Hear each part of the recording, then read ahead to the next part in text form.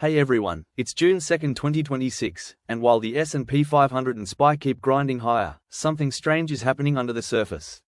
Single stocks are going wild while the overall market looks calm.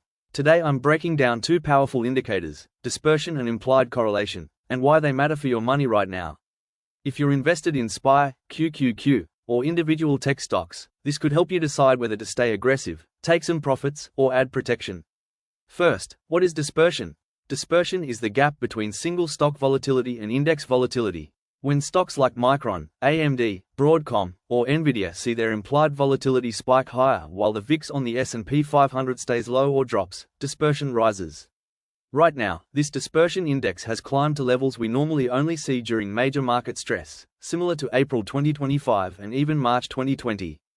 Paired with that is implied correlation. This tells us how much stocks are moving together. The 3-month implied correlation on the S&P 500 has collapsed all the way down to 8.6.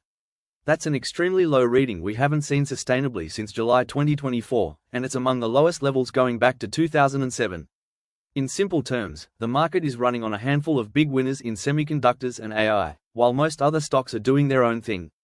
This creates the illusion of stability in SPY and the S&P 500. Here's why this matters for your money. When dispersion is this high and correlations this low, the market becomes extremely concentrated. A few mega-cap semiconductor stocks are carrying the entire index.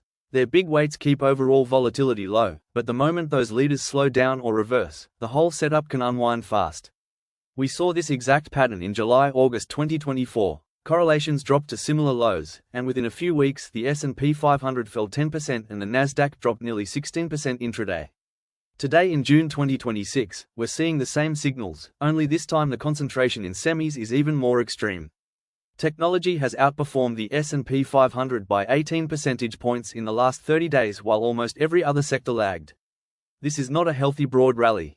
It's a narrow, stretched move. So what should you do with your money right now? First, review your concentration risk. If a big part of your portfolio is in SPY, QQQ, or the Mag 7 and semis, consider trimming winners that have run hard.